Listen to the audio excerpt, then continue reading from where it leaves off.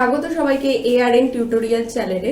আজকে এটা আমার সেকেন্ড ভিডিও যেখানে আমি পড়াবো বায়োডাইভার্সিটি বা জৈব বৈচিত্র্যের সম্বন্ধে। তো ফার্স্ট দিন আমাদের একটা ব্রাশ আপ চ্যাপ্টার ছিল, আজকে সেটা পরের যে পোর্শনটা আছে সেটা নিয়ে আমরা আলোচনা করব। তো প্রথমেই বায়োডাইভার্সিটি কি জানার আগে আমরা দুটো খুব ইম্পর্টেন্ট জিনিস জেনে নেব রিলেটেড টু বায়োডাইভার্সিটি বা জীব বৈচিত্র্য। ফার্স্ট হচ্ছে গিয়ে এই জীব বৈচিত্র্য শব্দটি প্রথম কে প্রবর্তন করেছিলেন? এটি প্রথম প্রবর্তন করেছিলেন Walter Rosen in 1985 and father of biodiversity বা জৈব বৈচিত্র্যের জনক বলা হয় E.O. উইলসনকে। তো এই দুটো পয়েন্ট অবশ্যই শর্ট কোয়েশ্চেনে আসতে পারে, তাই জন্য আমি রেড কালার দিয়ে এটাকে লিখেছি যেহেতু এটা ইম্পর্টেন্ট। নেক্সট হচ্ছে কি আমরা জেনে নেব যে ডেফিনেশন কি জৈব বৈচিত্র্যের বা সংজ্ঞা কি জৈব বৈচিত্র্যের। এবার জৈব বৈচিত্র্যের কিন্তু দুটি সংজ্ঞা আছে। একটা হচ্ছে গিয়ে কনভেনশন অফ বায়োলজিক্যাল ডাইভার্সিটি যেটা হয় তার অ্যাকর্ডিং, যেখানে অনেক সায়েন্টিস্টরা মিলে একটা সংজ্ঞা দিয়েছে, আর তাছাড়া একটি সাধারণ সংজ্ঞা। তো কোশ্চেন যদি এরকম আসে যে বায়োডাইভার্সিটি বা জৈব বৈচিত্র্যের সংজ্ঞা কি, সেখানে যে কোনো দুটোর মধ্যে একটা লিখলে সেটা কিন্তু অ্যাকসেপ্টেবল হবে। তো ফার্স্টে আমরা কনভেনশন অফ বায়োলজিক্যাল ডাইভার্সিটির যে আছে সংজ্ঞাটা সেটা আমরা আগে পড়ে নিই। রিও ডি জেনেরিওতে কনভেনশন অফ বায়োলজিক্যাল ডাইভার্সিটি নামক সমাবেশে জৈব বৈচিত্র্যের একটি সার্বিক সংজ্ঞা উপস্থাপিত হয়। এই সংজ্ঞা অনুসারে যে কোনো জলাভূমি কিংবা স্থলভূমির বাস্তুতন্ত্রে বা সব রকমের বাস্তুতন্ত্রের অঙ্গ হিসাবে বিভিন্ন জীবের মধ্যে প্রজাতিগত দিক, আন্তঃপ্রজাতিগত দিক থেকে যেরূপ বিভিন্নতা প্রকাশ পায় তাকে জৈব বৈচিত্র্য বলে। তো এই ডেফিনেশনে বলা হয়েছে যে বিভিন্ন রকম বাস্তুতন্ত্র যেমন জলাভূমি বা স্থলভূমি, তার মধ্যে যে জীবের প্রজাতির যে বিভিন্নতা দেখা যাচ্ছে, না হলে যে কোনো একটা পার্টিকুলার জীব যদি মানুষ হয়, সব মানুষ তো আর সেম নয়, তো প্রত্যেকটা মানুষের ফিচার্স বা অ্যাপিয়ারেন্স আলাদা হয়। তো সেই যে ডাইভার্সিটিটা আছে সেইটাকে বলা হয় জৈব বৈচিত্র্য। এবার আমরা সাধারণ সংজ্ঞাটা পড়ে নেব। সাধারণ সংজ্ঞা: বিভিন্ন প্রকার বাস্তুতন্ত্রে অথবা পরিবেশে কিংবা বাসস্থলে জীবের মধ্যে যেসব বিভিন্নতা দেখা যায় তাকে এক কথায় জৈব বৈচিত্র্য বলে।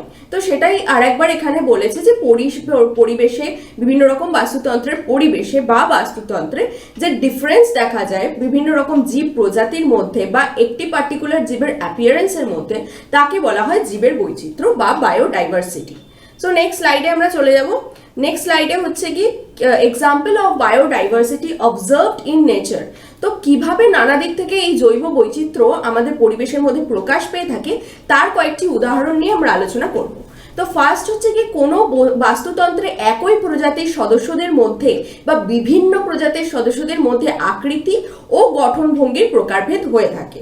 তো যে কোনো একটা বাস্তুতন্ত্র, ফর এক্সাম্পল পন্ডের বাস্তুতন্ত্র, সেখানে কিন্তু শুধু এক রকমের মাছ নয়, বিভিন্ন রকম মাছ আছে, তাছাড়াও বিভিন্ন রকম পাখি, ইনসেক্টস, অনেক কিছু আছে। তো এই যে ভ্যারাইটি অফ স্পিসিস বা প্রজাতি আছে সেইটার কিন্তু একটা বায়োডাইভার্সিটিকে প্রকাশ করছে।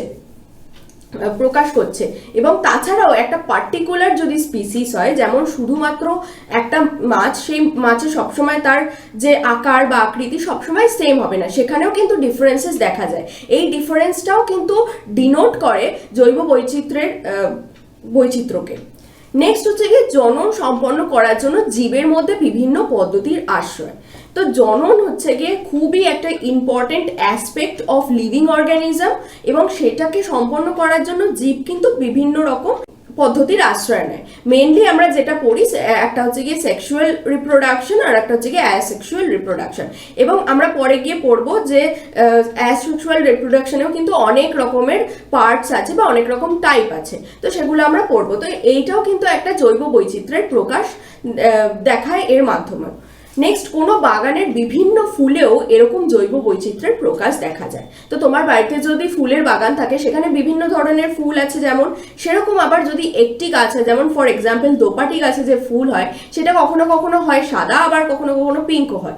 এই যে ডিফারেন্স, কালার ডিফারেন্স দেখা যাচ্ছে এবং ডিফারেন্স বিটুইন ফ্লাওয়ার্স, সেটাও কিন্তু জৈব বৈচিত্র্যের প্রকাশ করছে। তারপর হচ্ছে গিয়ে প্রবাল দ্বীপের বিভিন্ন প্রবাল। সো প্রবাল দ্বীপ বা কোরাল রিফ হচ্ছে গিয়ে যেখানে অনেক রকম প্রজাতিকে পাওয়া যায়, বিভিন্ন রকম মাছ, জু প্ল্যাঙ্কটন, ফাইটোপ্ল্যাঙ্কটন সবকিছুকে প্রবাল দ্বীপে কিন্তু আমরা দেখতে পাই। তো প্রবাল দ্বীপ is kind of hotspot of biodiversity বলা যায়, সেখানে কিন্তু অনেক রকমের প্রজাতিকে পাওয়া যায়, সেটাও কিন্তু জৈব বৈচিত্র্যকে প্রকাশ করছে। এবং আমাদের লাস্ট পয়েন্ট বনভূমির বিভিন্ন উদ্ভিদ ইত্যাদি। শুধুমাত্র যে প্রাণী যে জৈব বৈচিত্র্যকে প্রকাশ করছে তা কিন্তু নয়। যারা ফরেস্টে ঘুরতে গেছে তারা দেখবে কোনো একই রকমের প্লান্ট কিন্তু চারিদিকে নেই, বিভিন্ন রকমের বিভিন্ন স্পিসিসের প্লান্ট সেখানে থাকবে বা গাছ সেখানে থাকবে। তো এই যে বিভিন্ন রকমের গাছ আছে এটাও কিন্তু জৈব বৈচিত্র্যের প্রকাশ ঘটাচ্ছে।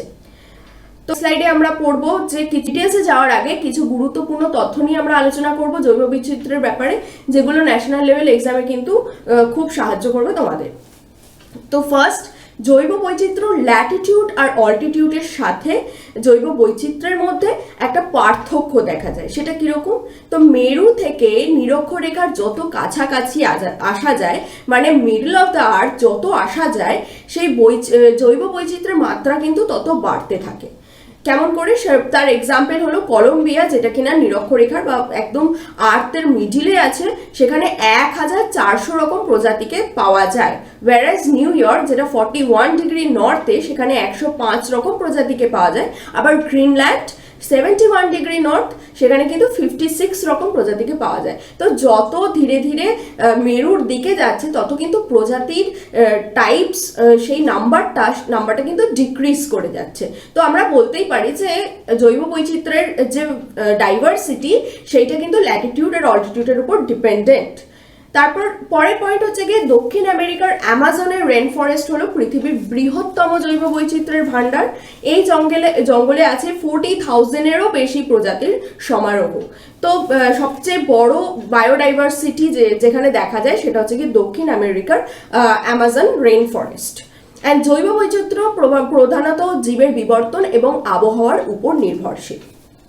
তো কিভাবে সেটা জীবের বিবর্তনের উপর নির্ভরশীল? যখন পৃথিবী প্রথম তৈরি হয়েছিল, তারপর যখন আস্তে আস্তে লাইফের অ্যাপিয়ারেন্স হয়, তখন প্রথমে কিন্তু এত রকমের স্পিসিস সেখানে দেখা যায়নি। যত দিন গেছে আস্তে আস্তে এক্সিস্টিং স্পিসিসগুলো তারা কিন্তু ইভলভ করেছে নিজেদের মধ্যে এবং আরও নতুন নতুন স্পিসিসের জন্ম দিয়েছে। যেমন সাপোজ যে একটা চালে তোমরা যে দেখে চাল যে খাও, তার কিন্তু অনেক স্পিসিস আছে, অনেক রকম টাইপস আছে। এবার সেগুলো হয়তো কোনোটা মিউটেট হয়েছে বা ইভলভ হতে হয়েছে। তো জীবের বিবর্তনের উপরেও কিন্তু জৈব বৈচিত্র্য ডিপেন্ড করে। এবং তাছাড়া আবহাওয়ার উপর অবশ্যই নির্ভরশীল, বিকজ আমরা জানি যে একসময় পৃথিবীতে ডাইনোসররা বিচরণ করতো, but because of a climate change যতদূর জানা যায় যে বরফের ঝড় বা তুষার ঝড়ের কারণে সেই ডাইনোসরদের কিন্তু এক্সটিংক্ট হয়ে গেছিল বা তাদের জাতিটা বিলুপ্ত হয়ে গেছিল ক্লাইমেটের কারণে। তো প্রাণীর পক্ষে যে আবহাওয়া ভালো, সেই আবহাওয়া যদি না পাওয়া যায় সেখানে কিন্তু প্রাণী থাকতেও পারবে না, সেখানে এক্সটিংক্ট হওয়ার একটা সম্ভাবনা থেকে যায়। সো নেক্সট আমরা চলে আসবো types of biodiversity. Types of বায়োডাইভার্সিটিতে আমরা চলে আসবো।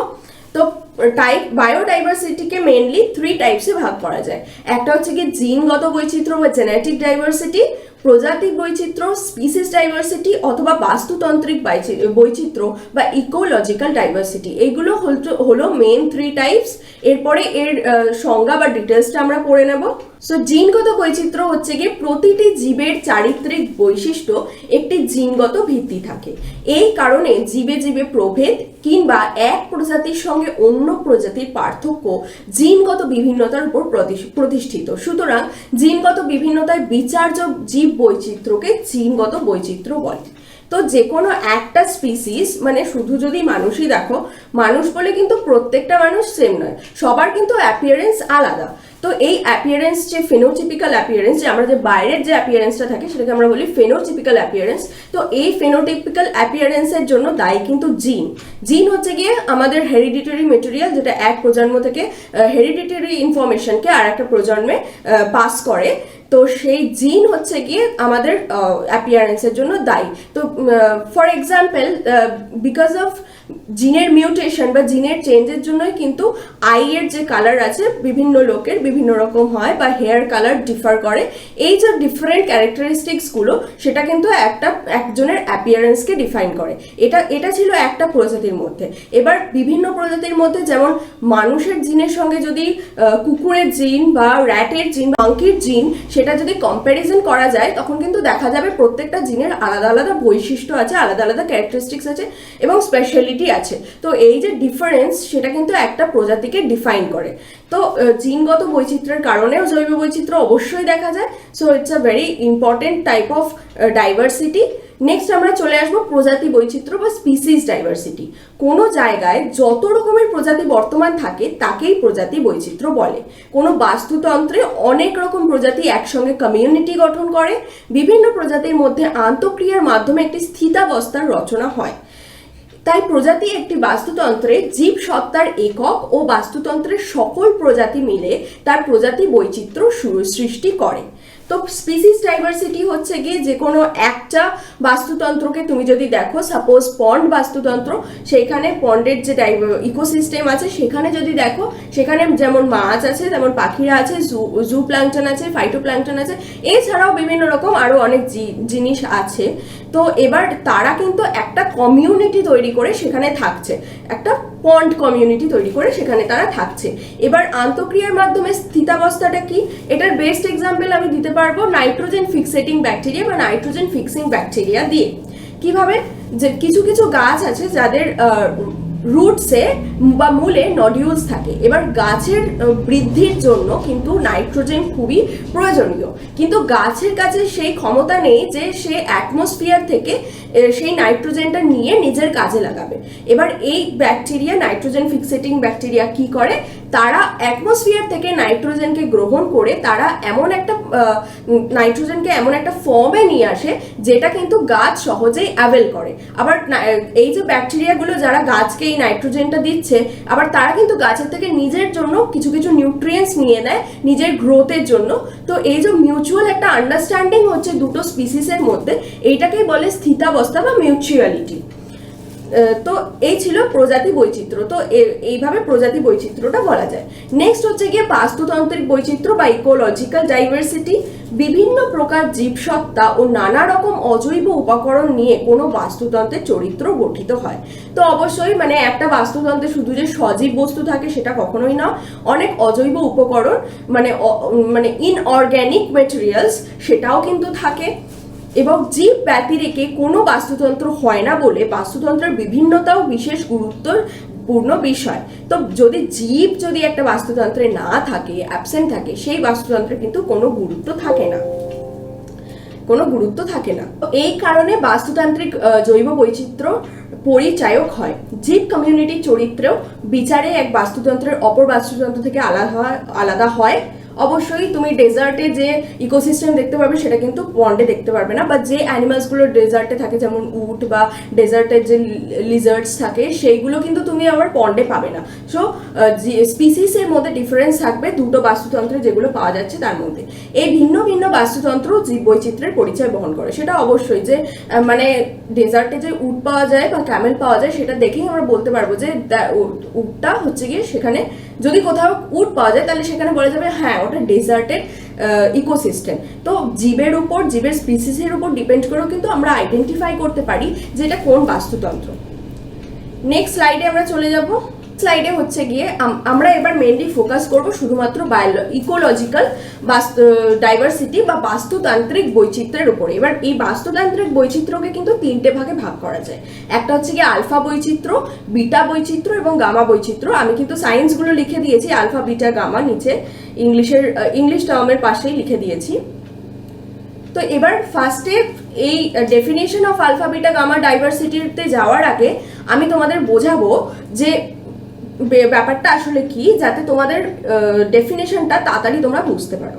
তো ফার্স্টে এখানে দেখতে পাচ্ছ, আমার আঁকা অতটাও ভালো নয়, তো আই হোপ আমি তোমাদের বোঝাতে পারবো এটার থেকেই। যে ফার্স্টেই দেখতে পাচ্ছ একটা অরেঞ্জ কালারের সার্কেল আছে, সার্কেল নয় তোমার রেক্ট্যাঙ্গেল আছে, অরেঞ্জ কালারের একটা রেক্ট্যাঙ্গেল আছে যেটাকে ডিনোট করেছি একটা বৃহৎ ভৌগোলিক অঞ্চল বা আ লার্জ জিওগ্রাফিক্যাল এরিয়া হিসাবে। এবার সেই এরিয়ার মধ্যে যদি দেখো চারটে কিন্তু স্মল স্মল সার্কেলস আছে, that is A B C D, যেটার কালার হচ্ছে গিয়ে ব্লু। আর তারপর এ আর বি কে নিয়ে আরো একটা সার্কেল আছে যেটার হচ্ছে গিয়ে কালার পিঙ্ক, এবং সবকটা এ বি সি ডি সবকটা নিয়ে আরো একটা লাস্ট সার্কেল আছে যেটার কালার হচ্ছে গিয়ে স্কাই ব্লু।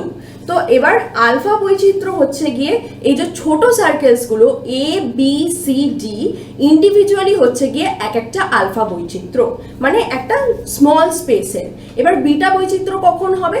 যখন এ প্লাস বি হয়ে যাবে, বা বি প্লাস সি বা সি প্লাস ডি, যে কোনো দুটো মিলিয়ে যে হবে সেইটা হচ্ছে গিয়ে বিটা বৈচিত্র্য। এখানে এ প্লাস বিও হতে পারে, এ প্লাস সি হতে পারে, এ প্লাস ডি হতে পারে, আবার B plus C, B plus D, আবার C plus D, C plus B, এরকম ভাবেও হতে পারে।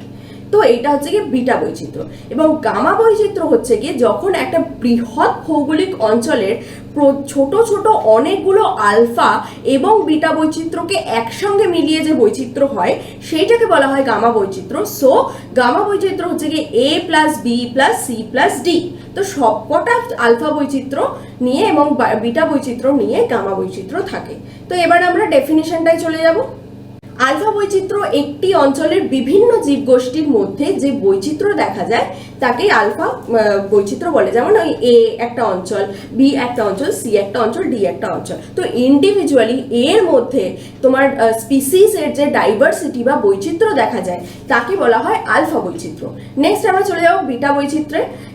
একটি ভৌগোলিক অঞ্চলের অন্যান্য সংলগ্ন অঞ্চলের ভিন্ন ভিন্ন বাসস্থানের জীবগোষ্ঠীর মধ্যে যে বৈচিত্র্য দেখা যায় তাকে বলা হয় বিটা বৈচিত্র্য। তো অফকোর্স যে সংলগ্ন অঞ্চল, তো এর পাশে ছিল বি, বি এর পাশে ছিল সি, তো এবার এ আর বি মিলিয়ে তার মধ্যে যে স্পিসিস ডাইভার্সিটি বা জৈব বৈচিত্র্য, জীবের জাতি গোষ্ঠীর যে বৈচিত্র্য দেখা যাচ্ছে সেইটাকে বলা হয় বিটা ডাইভার্সিটি।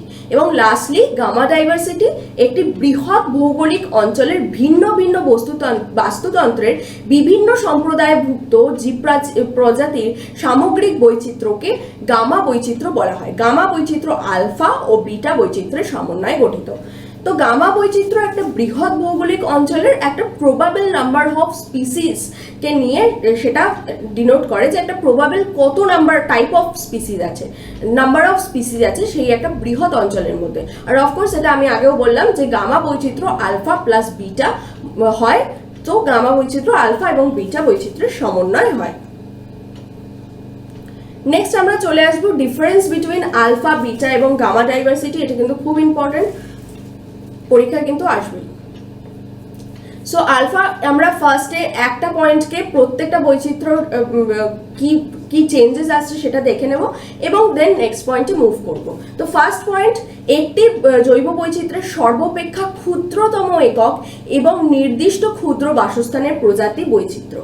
তো আলফা বৈচিত্র্য অবভিয়াসলি আমি যে তোমাদের রেক্ট্যাঙ্গেলটা ছিল তার মধ্যে যে কটা সার্কেলস ছিল তার মধ্যে কিন্তু সবচেয়ে ছোট সার্কেল ছিল A individually, B individually, C individually এবং ডি ইন্ডিভিজুয়ালি। তো আলফা বৈচিত্র্যকে জৈব বৈচিত্র্যের সর্বাপেক্ষা ক্ষুদ্রতম একক বা স্মলেস্ট ইউনিট বলাই যায়। নেক্সট হচ্ছে গিয়ে এই দুই আলফা বৈচিত্র্যের মধ্যেকার যে জীব বৈচিত্র্য এবং দুটি ভিন্ন বাসস্থানের প্রজাতি বৈচিত্র্য। তো বিটা বৈচিত্র্য এখানে কাকে বলে সেটাই বলেছে, যে দুটো আলফা বৈচিত্র্যর মধ্যে যে জীব বৈচিত্র্য এবং দুটি ভিন্ন, অবশ্যই দুটি ভিন্ন, মানে এ যদি হয় পন্ড ইকোসিস্টেম আর বি যদি হয় ডেজার্ট ইকোসিস্টেম, সেখানে দুটো মিলিয়ে যে কটা স্পিসিস দুটো ইকোসিস্টেমে আছে সেটা হচ্ছে গিয়ে বিটা বৈচিত্র্য। এবং অবশ্যই সেটা কিন্তু বাসস্থানের একটা ডিফারেন্স আছে, একটা ক্যারেক্টারিস্টিক ডিফারেন্স আছে দুটো ইকোসিস্টেমের মধ্যে, এবং তার মধ্যে যে প্রজাতির বৈচিত্র্য আছে সেটাই হচ্ছে গিয়ে তোমার বিটা বৈচিত্র্য। লাস্টলি গামা বৈচিত্র্য, এটি একটি বৃহদাকার অঞ্চলের আলফা ও বিটা বৈচিত্র্যের সমন্বয় এবং বৃহদাকার ভৌগোলিক অঞ্চলের প্রজাতি বৈচিত্র্য। তো একটা বড় এরিয়ার মধ্যে যে কটা প্রজাতি আছে সেইটার ব্যাপারে যে ইনফরমেশন দেয় সেটাই হচ্ছে গিয়ে গামা বৈচিত্র্য। নেক্সট, এটি হলো একই পরিবেশ থেকে একই সম্পদের উপর নির্ভরশীল গোষ্ঠী, জীবগোষ্ঠী। তো যদি আমি শুধুমাত্র পন্ড ইকোসিস্টেমের ব্যাপারে ভাবি, তা সেখানে যে কমিউনিটি আছে, যে কটা স্পিসিস আছে, তারা কিন্তু শুধুমাত্র এর মধ্যে যে রিসোর্সেস অ্যাভেলেবেল, শুধুমাত্র সেই রিসোর্সকেই তারা ইউজ করছে, তারা কিন্তু তার বাইরে গিয়ে সেই রিসোর্স ইউজ করছে না। তো সেইখানে যা প্রাকৃতিক সম্পদ আছে তার উপরেই সেখানে প্রত্যেকটা জীবগোষ্ঠী বা প্রজাতি নির্ভরশীল।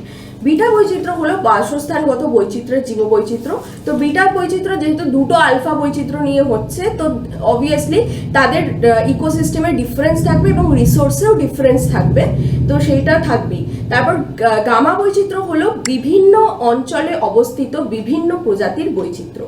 তো গামা বৈচিত্র্য যেহেতু একটা বড় এরিয়া নিয়ে হচ্ছে, তো যেখানে যেরকম বাস্তুতন্ত্র সেখানে সেরকম যে প্রজাতির বৈচিত্র্য পাওয়া যাচ্ছে সবগুলোকে একসঙ্গে মিলিয়ে যেটা হচ্ছে সেটাই হচ্ছে কি গামা বৈচিত্র্য।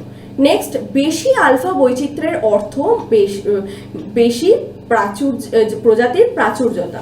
তো একটা পন্ডে যদি আমি বলি 100 স্পিসিস আছে, তার মানে সেটা কি বোঝায়? সেটা ডিনোট করে যে সেখানে প্রজাতির টাইপস বা ডাইভার্সিটির নাম্বারটা কিন্তু অনেক বেশি। তারপর নেক্সট চলে যাব, বেশি বিটা প্রজাতির বৈচিত্র্যের অর্থ হলো বিভিন্ন বাসস্থানে থাকা প্রজাতির মধ্যে প্রথাগত সাদৃশ্য কম। এবার বিটা বৈচিত্র্য যদি পার্সেন্টেজ বেশি হয় সেটা কি ডিনোট করে? বিটা বৈচিত্র্য ইউজুয়ালি কি করে ক্যালকুলেট করা হয়? সাপোজ এ আর বি দুটো আলফা বৈচিত্র্য আছে, যেটা দুটো মিলিয়ে হচ্ছে কি বিটা বৈচিত্র্য হচ্ছে। এবার এর মধ্যে 6টা স্পিসিস অ্যাভেলেবেল আছে এবং বির মধ্যে আছে 6টা স্পিসিস। তো যদি ইন্ডিভিজুয়ালি কাউন্ট করে আমরা প্লাস করি সেখানে টোটাল নাম্বার অফ স্পিসিস হবে 12, কিন্তু বিটা বৈচিত্র্য দিয়ে যদি কাউন্ট করি সেক্ষেত্রে কি হয়? সাপোজ এর যে 6টা স্পিসিস আছে তার মধ্যে থেকে 3টে স্পিসিস বি এর 6টা স্পিসিসের সঙ্গে কমন হচ্ছে। তো সেইখানে সেই যে 3 + 3 6 হচ্ছে, সেটাকে আমরা 6 না ধরে আমরা ধরবো 3। তো আমাদের কাছে যদি 3 থাকে, বাকি ওদিকে 3টে আলাদা স্পিসিস এতে আর বিতে 3টে আরো আলাদা স্পিসিস, তো 3 + 3 + 3 = 9। এখানে বিটা বৈচিত্র্যর তোমার হবে 9, নাম্বার হবে 9, whereas আলফা বৈচিত্র্য ইন্ডিভিজুয়ালি সেটা কিন্তু হবে 6 and 6। ঠিক আছে? তো সেইখানে যত বেশি কমন স্পিসিস থাকবে দুটো আলফা বৈচিত্র্যের মধ্যে, বিটা বৈচিত্র্যের মান কিন্তু মানে বেশি হবে, কিন্তু তাদের যে প্রজাতির ডাইভার্সিটি বা বৈচিত্র্য সেটা কিন্তু আরো কমে যাবে। তারপর বেশি গামা বৈচিত্র্যের অর্থ হলো প্রজাতির পৃথকীকরণ ও ভৌগোলিক অংশীদারত্ব না থাকা। তো গামা বৈচিত্র্য যদি বেশি হয় সেক্ষেত্রে সেটা কি ডিনোট করে? সেটা ডিনোট করে যে খুব বেশি ডিফারেন্সেস নেই ইকোসিস্টেমগুলোর মধ্যে। মানে এরকম নয় যে একটা ইকোসিস্টেমে যে প্রজাতি পাওয়া যাচ্ছে আর একটা ইকোসিস্টেম বা আলফা বা বিটা তার মধ্যে সেটা পাওয়াই যাচ্ছে না, পাওয়া যাচ্ছে, সাদৃশ্য আছে, কোনো অত বেশি পৃথকীকরণ দেখা যাচ্ছে না, এবং তার মধ্যে ভৌগোলিক অঞ্চলের কোনো অত বেশি বাউন্ডারি সেটা ম্যাটার করে না। লাস্ট পয়েন্টে চলে আসবো, আলফা বৈচিত্র্যের বসবাসকারী প্রজাতির সংখ্যা গণনার মাধ্যমে পরিমাপ করা হয়। যেহেতু আলফা বৈচিত্র্য খুব কম অঞ্চল নিয়ে গঠিত হয়।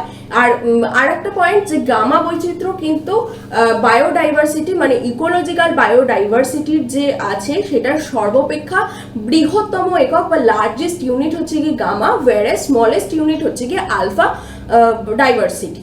তো আলফা ডাইভার্সিটির ক্ষেত্রে কি হয়? যেহেতু জায়গা ছোট সেখানে কিন্তু প্রজাতিকে সংখ্যার গণনার মাধ্যমে সেটার একটা কাউন্ট নেওয়া যায় বা পরিমাপ করা যায়। বিটা বৈচিত্র্যের ক্ষেত্রে সেটা কি হয়? বিভিন্ন বাসস্থানে থাকা বিভিন্ন জীবগোষ্ঠীর মধ্যে সাদৃশ্য সূচক হিসাবে পরিমাপ করা হয়। তো বিটা বৈচিত্র্যের ক্ষেত্রে কি হয়? সেখানে দেখা হয় যে দুটো আলফা ডাইভার্সিটির মধ্যে কতগুলো স্পিসিস সেম স্পিসিস সেখানে আছে, সেই জিনিসটা গণনা করা হয় বিটা বৈচিত্র্যের মাধ্যমে। এবং গামা বৈচিত্র্য বিভিন্ন অঞ্চলে থাকা বিভিন্ন জীবের আপাত সম্ভাবনা বা হার নির্ণয় করা হয়। এবার গামা বৈচিত্র্য যেহেতু একটি বৃহৎ জিওগ্রাফিক্যাল এরিয়া বা ভৌগোলিক অঞ্চল নিয়ে গঠিত, সেই ক্ষেত্রে কিন্তু সংখ্যা গণনার মাধ্যমে সেই প্রজাতির পরিমাপ করা খুব ডিফিকাল্ট। তো সেখানে কি করা হয়? একটা প্রবাবল নাম্বার ধরা হয়, একটা প্রবাবিলিটি ধরা হয় যে কত ধরনের প্রজাতি সেখানে থাকতে পারে। তো গামা বৈচিত্র্যের কাউন্ট কিন্তু পুরো প্রবাবিলিটির উপর ডিপেন্ডেন্ট। নেক্সট স্লাইডে আমরা চলে যাব। এবার এই যে মেন 3 টাইপের যে বায়োডাইভার্সিটির ক্লাসিফিকেশন ছিল, যেটা জিনগত বৈচিত্র্য, প্রজাতি বৈচিত্র্য আর বাস্তুতান্ত্রিক বৈচিত্র্য, সেগুলোকেও কিন্তু ফার্দার আরো বিভিন্ন রকম ছোট ছোট ক্লাসিফিকেশনে ডিভাইড করা হয়েছে। সেগুলো কি আমরা দেখে নিই। হজউড এবং ও বাস্তে প্রধান 3 ধরনের জীববৈচিত্র্যের আরও প্রকারভেদ উল্লেখ করে। তাদের মতে বাস্তুতান্ত্রিক বৈচিত্র্যের প্রকারভেদ হলো, ফার্স্ট হচ্ছে গিয়ে ইকোলজিক্যাল ডাইভার্সিটি, সেটার কি কি তারা করেছে দেখে নিই। বায়ো রিজিয়ন, ল্যান্ডস্কেপ, বাস্তুতন্ত্র, বাসস্থান, নিচ ও পপুলেশন। নেক্সট, জিনগত বৈচিত্র্যের প্রকারভেদগুলি হলো পপুলেশন, ব্যক্তি, ক্রোমোজোম, জিন ও নিউক্লিওটাইড। এবং লাস্টলি প্রজাতি বৈচিত্র্যের এমন কতগুলি ভাগ হলো রাজ্য বা কিংডম, পর্ব বা ফাইলাম, শ্রেণী বা ক্লাস, বর্গ বা অর্ডার, গোত্র বা ফ্যামিলি, গণ বা জেনাস, প্রজাতি বা স্পিসিস, উপপ্রজাতি বা সাবস্পিসিস, জনসংখ্যা বা পপুলেশন ও ব্যক্তি বা ইন্ডিভিজুয়াল। সো এগুলো হচ্ছে গিয়ে আদার টাইপস অফ ক্লাসিফিকেশন। নেক্সট স্লাইডে আমরা ইম্পর্টেন্স অফ বায়োডাইভার্সিটি নিয়ে আলোচনা করব। তো এতক্ষণ আমরা বায়োডাইভার্সিটি নিয়ে অনেক কিছু পড়লাম, তো why it is important to us সেইটা আমরা একবার আলোচনা করে নেব। তো জৈব বৈচিত্র্যের গুরুত্ব।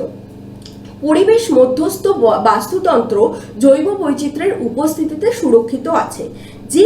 জৈব বৈচিত্র্যের জীবের জীবনের উপযোগী সকল কাঁচামাল যোগান দেয়। সেই অর্থে জৈব বৈচিত্র্যের গুরুত্ব জীবের জীবনধারাকে নিয়ন্ত্রণ করে। তো আমরা যদি দেখি আমাদের যে ডেইলি লাইফের প্রত্যেকটা জিনিসের সঙ্গে কিন্তু প্রাকৃতিক যে জীব, প্রকৃতি এবং জীবের একটা কিন্তু খুব বড় রোল আছে। তো আমাদের প্রত্যেকটা জিনিসের জন্য যে কাঁচামাল থাকে তার most of them comes from তোমার প্লান্ট বা ভেষজের দিক থেকে, না হলে সেটা অ্যানিমাল দিক থেকে আসে। তো যেগুলো হচ্ছে কি বায়োডাইভার্সিটির আন্ডারে পড়ে। তো অবশ্যই সেই যে জিনিসগুলো আছে সেটার জন্য বায়োডাইভার্সিটি খুব ইম্পর্টেন্ট। এবার আমরা কয়েকটা গুরুত্বপূর্ণ পয়েন্টস পড়ে নেব যে কোথায় কোথায় সেই ইম্পর্টেন্সগুলো বেশি করে দেখা যায়। তো ফার্স্ট পয়েন্ট হচ্ছে গিয়ে খাদ্যের উৎস হিসাবে সবুজ উদ্ভিদ। তো আমরা যা খাবারই খাই, যারা ভেজিটেরিয়ান তাদের ক্ষেত্রে স্পেশালি, তাদের কিন্তু প্রত্যেকটা খাবারের জন্য সবুজ উদ্ভিদের উপর বা প্রডিউসারের উপর ডিপেন্ড করতে হয়। তো সেটাও কিন্তু একটা জৈব বৈচিত্র্যের খুব ইম্পর্টেন্ট পয়েন্ট। সো খাদ্য শৃঙ্খলের মাধ্যমে বাস্তুতন্ত্রের প্রতিটি জীব উৎপাদক বা প্রডিউসারের কাছ থেকে পর্যায়ক্রমে পুষ্টি পদার্থ সংগ্রহ করে। বর্তমানে চাষযোগ্য মোট উদ্ভিদ প্রজাতির সংখ্যা প্রায় 2500। আমরা এদের থেকে খাদ্য সামগ্রী ছাড়াও নানা রকম প্রসাধন বস্তু ও ওষুধ সংগ্রহ করি। বর্তমানে পৃথিবীর খাদ্য উৎপাদন উচ্চ ফলনশীল উদ্ভিদ প্রজাতির চাষের উপর নির্ভরশীল। তো খাদ্য ছাড়াও আমরা বিভিন্ন জিনিস যেগুলো আমাদের ওষুধ তৈরিতে, গাছ থেকে ওষুধ তৈরিতে এবং প্রসাধন বস্তুতে ইউজ করা হয় সেগুলোও আছে। এবং এখন রিসার্চ করে একটা পার্টিকুলার সিডকে এমনভাবে সেটাকে জেনেটিক্যালি অর্গানাইজ করা হচ্ছে যাতে সে যে পার্সেন্টেজ ফল দিত বা যে যদি 2 টন চাল উৎপাদন করছে, সেই নতুন বীজটা সেখানে ইউজ করলে সেই 2 টনের বদলে কিন্তু 5 টন আসবে, যাতে উচ্চ ফলনশীল হতে পারে। সেইটা এখন সেরকম রিসার্চ চলছে।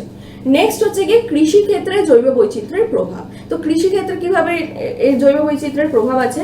জৈব বৈচিত্র্যের তারতম্যের জন্য কৃষিজ ক্ষেত্রে বৈচিত্র্যতা লক্ষ্য করা যায়। কৃষিজ বৈচিত্র্যতাকে একটি প্রকারে ব্যক্ত করা যায়, যেমন আন্তঃসম্পর্কীয় বৈচিত্র্য, যেখানে একটি মাত্র প্রজাতির মধ্যে জিনগত বৈচিত্র্য লক্ষ্য করা যায়। উদাহরণস্বরূপ আলুর একটি প্রজাতি সোলানাম টিউরোসাম এর ক্ষেত্রে আকার আকৃতির বৈচিত্র্য দেখা যায়। তো এখানে আলুর যে এক্সাম্পলটা দিয়েছে সেখানে এই একটা মাত্র স্পিসিসের তার বিভিন্ন তার মধ্যেই কিন্তু অনেক রকম আকার আকৃতির ডিফারেন্স আসে। এছাড়াও আরও একটা এক্সাম্পল দিই, যে আমরা যে রাইস খাই, তুমি কেউ যদি রাইস কিনতে যেতে থাকো সেখানে কিন্তু নর্মাল রাইস, বাসমতি রাইস, অনেক টাইপের রাইস পাওয়া যায়, কোনোটা মোটা, কোনোটা সরু বা কোনোটা লম্বা। এই যে হচ্ছে সব কিন্তু রাইসেরই স্পিসিস, কিন্তু তার একটা বিভিন্ন টাইপস। তো সেটাও কিন্তু বায়োডাইভার্সিটি বা একটা জৈব বৈচিত্র্য। তো সেটার অবশ্যই কৃষিক্ষেত্রে একটা প্রভাব আছে, যে তাই জন্যই বাসমতি চালের দাম বেশি নর্মাল চালের থেকে। তো সেটা একটা কৃষিক্ষেত্রে প্রভাব আছে। তারপর ড্রাগ ও ওষুধের উৎস হিসাবে মানুষের রোগ নিরাময় ও স্বাস্থ্য রক্ষায় ভেষজ উদ্ভিদের ভূমিকা অপরিসীম। মরফিন, কুইনাইন, ট্যাক্সল প্রভৃতি গুরুত্বপূর্ণ ড্রাগ আমরা উদ্ভিদ থেকে পাই। অবশ্যই আমরা কিন্তু উদ্ভিদ থেকে অনেক রকম মেডিসিনাল প্ল্যান্ট, যেটা বলে অনেক রকম জিনিস পাই, যেটা আমরা ড্রাগ বা ওষুধের উৎস হিসাবে ব্যবহার করতে পারি। যেমন মরফিন, যেটা অ্যাকচুয়ালি পেন রিলিভার হিসাবে ইউজ করা হয়। তাছাড়া কুইনাইন, যেটা অ্যান্টি ম্যালেরিয়াল ড্রাগ হিসাবে খুবই বিখ্যাত। এবং ট্যাক্সল ইউজুয়ালি ইউজ করা হয় অ্যান্টি ক্যান্সার ড্রাগ হিসাবে। নেক্সট পয়েন্ট হচ্ছে গিয়ে জিন ভান্ডার হিসাবে। তো জৈব বৈচিত্র্য আসলে নানা রকম জিন সম্ভারের পরিচায়ক। জীবের এই জিন সম্ভার মানুষের কাছে এক অমূল্য সম্পদ। বর্তমানে পছন্দসই জিন আহরণ করে অন্য জীবে প্রবেশ ঘটিয়ে ট্রান্সজেনিক উদ্ভিদ বা প্রাণী তৈরি করা সম্ভব হয়েছে। তো জিন ভান্ডার কেন? এই যে এত রকম স্পিসিস, তার কিন্তু আলাদা আলাদা কিছু স্পেশালিটি আছে। কিরকম স্পেশালিটি? যেমন জোনাকির যে আলো জ্বলে সেইটা একটা স্পেশালিটি, সেটা শুধুমাত্র জোনাকির মধ্যে দেখা যায়।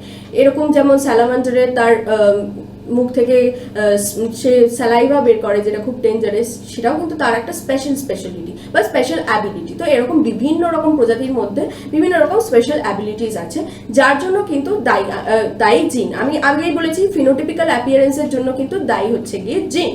তো সেই জিনের ভান্ডার এবার কিভাবে প্রোগ্রেস হয়েছে, ফর এক্সাম্পল বিটি কটন যেটা আছে, বিটি কটন সেখানে একরকম জিন পাওয়া যায়। এবার সেই জিনটা নিয়ে সেখান থেকে কিন্তু বিটি ব্রিঞ্জাল তৈরি করা হয়েছে এখন। এবার বিটি ব্রিঞ্জালে কি হয়, বিটি কটনের একটা জিন আছে যেটা কিনা গাছে থাকলে বা কোনো পেস্ট বা ইনসেক্ট যদি সেই গাছকে খেতে আসে, তারা কিন্তু সেই খাওয়ার পরেই তারা মরে যাবে। এবার বিটি ব্রিঞ্জালেও সেই জিন্সটাকে ওখান থেকে নিয়ে ট্রান্সফার করার ফলে ব্রিঞ্জাল যে নষ্ট করে দেয় ইনসেক্টসরা, সেইটা থেকে কিন্তু অনেকটা মুক্তি পাওয়া গেছে। তো সেই রকম ভাবে পছন্দসই জিন আহরণ করে আমরা এটা করতে পারি। তো ট্রান্সজেনিক উদ্ভিদ তৈরি করতে পারি, ট্রান্সজেনিক প্রাণী তৈরি করতে পারি। তো এগুলো সম্ভব হয়েছে। নেক্সট হচ্ছে গিয়ে আরো কয়েকটা পয়েন্টস, এইগুলো মেন 4টে পয়েন্টস ছিল, বা ইউজুয়ালি পরীক্ষায় 5টা পয়েন্ট লেখাই ভালো। তো বাকি পয়েন্টগুলো আমরা একটু ডিসকাস করে নেব। ফার্স্ট হচ্ছে গিয়ে প্রাকৃতিক ভারসাম্য রক্ষায়। বাস্তুতন্ত্রে জীব সম্প্রদায় পরস্পর নির্ভরশীল হয়ে বসবাস করে। কোনো একটি উদ্ভিদ বা প্রাণী প্রজাতির বিলুপ্ত হওয়ার অর্থ হলো খাদ্য শৃঙ্খলে বিঘ্ন ঘটা এবং বাস্তুতন্ত্রের ভারসাম্য বিঘ্নিত হয়। তো অবশ্যই আমরা জানি আমাদের খাদ্য শৃঙ্খলে প্রথমে থাকে উৎপাদক, তারপর প্রাইমারি কনজিউমার, তারপর বা প্রথম সারির খাদক, তারপর দ্বিতীয় সারির খাদক, তৃতীয় সারির খাদক, এবং তারপর ডিকম্পোজার, যারা কিনা ব্যাকটেরিয়া, যারা ডিকম্পোজ করে মৃত জিনিসকে, যেমন গাছ বা প্রাণীর মৃতদেহকে। তো এবার এই পুরো যে খাদ্য শৃঙ্খল আছে তার থেকে যদি আমি প্রডিউসারকে যদি বের করে দিই, তাহলে সেটার এফেক্ট কিন্তু সবার উপর পড়বে। প্রথম সারির খাদকের কোনো ফুড সোর্স থাকবে না, তারপর যদি প্রথম সারির খাদক না বাঁচে তাহলে দ্বিতীয় সারির খাদক বাঁচবে না। এইভাবে কিন্তু প্রত্যেকটার স্টেপে সেটার একটা খুব এফেক্ট পড়বে এবং প্রাকৃতিক ভারসাম্য কিন্তু রক্ষা করা যাবে না তখন। এবার হচ্ছে অর্থনৈতিক গুরুত্ব। জৈব বৈচিত্র্য একটি দেশের মূল্যবান সম্পদ ও সমৃদ্ধির পরিচালক। বিদেশে রপ্তানি করে বৈদেশিক মুদ্রা অর্জন করা সম্ভব হয়। জীবাণুদের কাজে লাগিয়ে শিল্প গড়ে উঠেছে। থার্মাস অ্যাকোয়াটিকাস নামক জীবাণু উৎসেচক কাজে লাগিয়ে পিসিআর পদ্ধতির প্রয়োজন মতো ডিএনএ উৎপাদন সম্ভব হয়েছে। বিভিন্ন ভেষজ বস্তু তৈরি হয় বনজ সম্পদ থেকে। প্রায় 20,000 গাছপালা ওষুধ তৈরিতে বিশেষ ভূমিকা নেয়। সো অর্থনৈতিক গুরুত্ব অবশ্যই আছে। আজকে যদি আমার দেশে একটা রিসোর্স থাকে যে আমার দেশ হচ্ছে গিয়ে সবচেয়ে বেশি চাল উৎপাদনকারী, সেই ক্ষেত্রে আমার দেশের যেটুকু প্রয়োজন সেটুকু রেখে দিয়ে তারপর আমি আমার বিদেশে সেই জিনিসটা রপ্তানি করতে পারি এবং সেখান থেকে আমরা বিদেশিক মুদ্রা অর্জন করতে পারি। তো সেখান থেকে একটা ইকোনমিক ভ্যালু আমাদের দেশে সেটা বেড়ে যাবে। তো সেটা অবশ্যই ইম্পর্টেন্ট। এবং এছাড়াও এখানে যে থার্মাস অ্যাকোয়াটিকাস নামক জীবাণু বা অর্গানিজমের কথা বলা হয়েছে, এই থার্মাস অ্যাকোয়াটিকাস কিন্তু হট স্প্রিংয়ে পাওয়া যায় এবং এই থার্মাস অ্যাকোয়াটিকাসের মধ্যে একটা পার্টিকুলার এনজাইম আছে যেটার নাম ট্যাগ পলিমারেজ।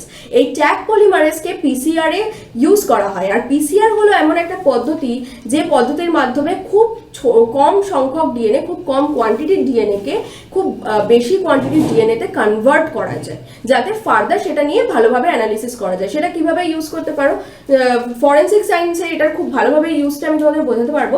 যেটা হচ্ছে গিয়ে যে কোনো ক্রিমিনাল কেসে যখন ক্রিমিনালের ডিএনএ স্যাম্পল পাওয়া যায়, সেটা স্যালাইভা স্যাম্পল হোক কি ব্লাড স্যাম্পল হোক বা স্পার্ম স্যাম্পল হোক, সেটার কিন্তু হয়তো সেই কোয়ান্টিটিটা এতটাই কম কি সেটা দিয়ে সেই আততায়ীকে ডিটেক্ট করা যাচ্ছে না। এবার সেই ক্ষেত্রে যদি আমরা পিসিআর করি, সেই পিসিআর করার ফলে সেই ডিএনএর কোয়ান্টিটিটা কিন্তু বেড়ে যাচ্ছে এবং তার ফলে ফার্দার গিয়ে সেই আততায়ী বা ক্রিমিনালকে ডিটেকশনে খুব সাহায্য হবে।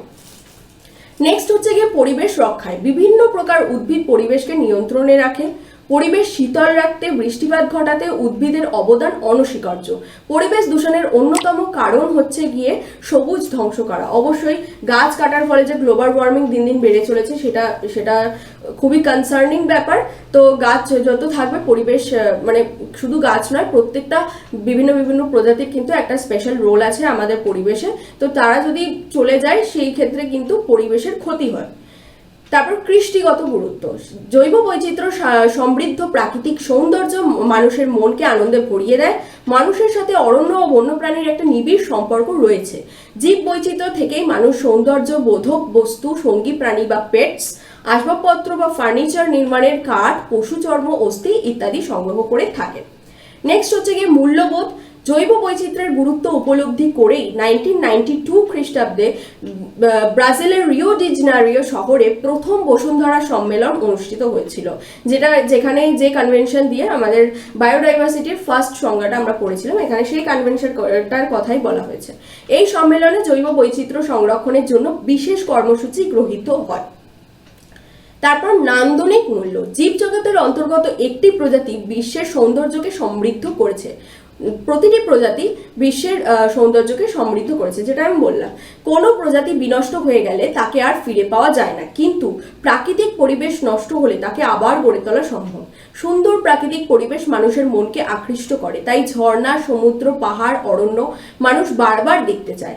বিভিন্ন ন্যাশনাল পার্কে সংরক্ষিত পশু পাখি লক্ষ লক্ষ লোক দেখতে যায়, শুধু স্বীকার কিন্তু করা যায় না। তারপর আধ্যাত্মিক ও সাংস্কৃতিক মূল্য, পৃথিবীর বিশাল জৈব বৈচিত্র্য ভারতীয় আধ্যাত্মিক ও সাংস্কৃতিক চেতনার বিকাশে গুরুত্বপূর্ণ ভূমিকা পালন করে। উদ্ভিদের ফুল ও পাতাবাহার ঘর সাজাতে এবং বিভিন্ন অনুষ্ঠানে ব্যবহার করা হয়। অনেক উদ্ভিদ ও প্রাণীকে ধর্মীয় অনুষ্ঠানে ব্যবহার করতে দেখা যায়, যেমন মা কালীর পূজায় জবা ফুল, শিবের পূজায় ধুতরা ফুল এবং কৃষ্ণের পূজায় তুলসী পাতার ব্যবহার বহু প্রাচীন কাল থেকে চলে আসছে। অনেক প্রাণীকে দেবদেবীর বাহন হিসেবেও পুজো করা হয়, যেমন গণেশের বাহন মুশিক, লক্ষ্মীর বাহন প্যাঁচা, মহাদেবের বৃষ এবং দুর্গের সিংহ বিশেষ উল্লেখযোগ্য। লাস্ট পয়েন্ট হচ্ছে গিয়ে জৈব বৈচিত্র্য এবং বাস্তুতান্ত্রিক কর্মসাধন। জৈব বৈচিত্র্য এবং বাস্তুতান্ত্রিক কর্মসাধনকে নিয়ন্ত্রণ করে জৈব বৈচিত্র্য আবহাওয়া নিয়ন্ত্রণ এবং জলের যোগানের গুরুত্বপূর্ণ ভূমিকা পালন করে। জৈব বৈচিত্র্য জলের বিশুদ্ধকরণ, পরিপোষকের পুনরাবর্তন প্রভৃতি ক্ষেত্রে অংশগ্রহণ করে। তো জলের বিশুদ্ধকরণের ক্ষেত্রে তোমরা যদি কেউ জেনে থাকো ওয়াটার ট্রিটমেন্ট কিভাবে হয়, অ্যালং উইথ যে কেমিক্যাল ইউজ করা হয় যেমন ক্লোরিন, এগুলো ছাড়াও কিন্তু কিছু বায়োলজিক্যাল প্যারামিটার্সও আছে বা কিছু অর্গানিজমও আছে যাদের ইউজ করে জলকে পিউরিফাই করা হয়। তো একটা বায়োলজিক্যাল বেল্টও থাকে সের মধ্যে, তো সেই ক্ষেত্রে সেটাও কিন্তু খুব ইম্পর্টেন্ট। তো আমরা জৈব বৈচিত্র্য থেকে বাস্তুতন্ত্রকেও ঠিক রাখতে পারি। তো এই ছিল আজকের লেকচার। পরের দিন যে বাকি পার্টটা আছে সেটা আমি পড়াবো। আই হোপ কি পরের লেকচারে আমি তোমাদের এই চ্যাপ্টারটা কমপ্লিট করতে পারবো। তো যদি তোমাদের ভিডিওটা ভালো লেগে থাকে অবশ্যই শেয়ার করো তোমার বন্ধুদের সঙ্গে, তুমিও পড়ো, তাদেরও যেন ভালোভাবে পড়া হয় সেটাও দেখো। যেহেতু এখন প্যান্ডেমিক টাইম, এখন অনলাইনই ভরসা। তো এছাড়াও আমার কিন্তু আরও একটা চ্যানেল আছে যেটার নাম বায়োলজি উইথ মধুপর্ণা। যারা আরও অ্যাডভান্সড বায়োলজি নিয়ে পড়তে চাও বা বায়ো কন্টেন্টস চাও তারা কিন্তু আমার চ্যানেল ফলো করতে পারো। আমার চ্যানেলের লিঙ্ক ডেসক্রিপশন বক্সে দেওয়া আছে, অবশ্যই চেক করতে ভুলো না। আর থ্যাংক ইউ। আশা করি খুব তাড়াতাড়ি আমার পরের ভিডিও নিয়ে তোমাদের কাছে আসতে পারবো।